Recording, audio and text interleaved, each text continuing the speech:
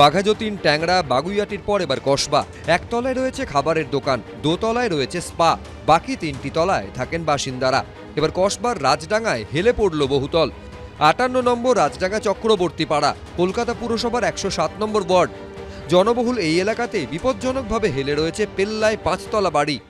আমার যে হাইট সেখান থেকে শুধু 4 আঙ্গুল ওপরে, অর্থাৎ এই বাড়ি কিন্তু বহু বছর ধরে হেলে রয়েছে এবং এভাবেই কিন্তু বিপজ্জনকভাবে এখানকার বাসিন্দারা এই বাড়িতে থাকেন। পরিস্থিতি এমন যে বাড়ি ছেড়ে অন্যত্র থাকছেন এখানকার বাসিন্দারা। 4 साल से जो है उसी तरह है, सेम टू सेम है, कभी झुका नहीं है।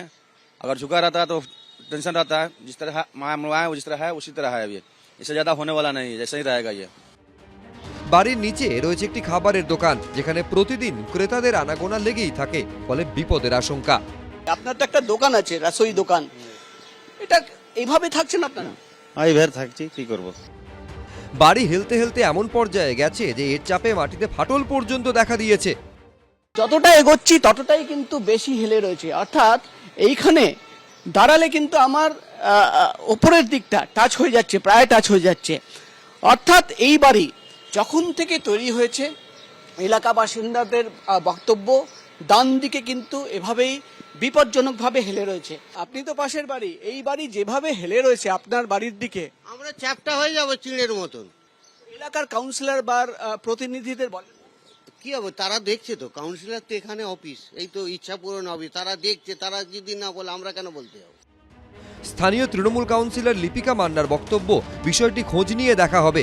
অন্যদিকে এই ওয়ার্ডের প্রাক্তন কাউন্সিলর, যিনি এই এলাকার বাসিন্দা, তিনি আবার দায় ঠেলেছেন বাম আমলের দিকে। আমি 2010 সালে ওখানে কাউন্সিলর হয়েছিলাম, কিন্তু যতদূর আমি জানি ওই বাড়িটা যখন হেলে গেছিল তখন ওখানকার এমএলএর নাম ছিল বুদ্ধদেব ভট্টাচার্য এবং কাউন্সিলরের নাম ছিল মুকুল গুহ ঠাকুরতা।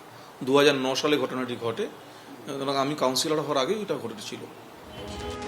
সেই কবে রবীন্দ্রনাথ লিখেছিলেন, চেয়ে দেখি ঠোকাঠুকি বর্গা করিতে, কলিকাতা চলিয়াছে নড়িতে নড়িতে। এখন কি কলকাতা চলছে হেলিতে হেলিতে? প্রকাশ সিনহা, হিন্দোল দে, এবিপি আনন্দ।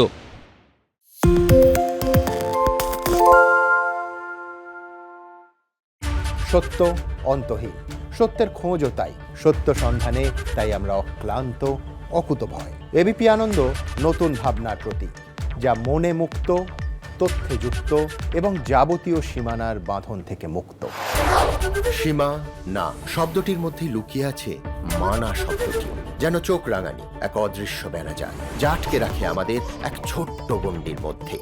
একমাত্র সঠিক খবরই গড়ে তুলবে এক মুক্ত সমাজ। সেই জগৎ গড়ার লক্ষ্যে কোনো সীমানার ঠুকুটি আমরা মানব না। এবিপি আনন্দ এগিয়ে থাকে, এগিয়ে রাখে।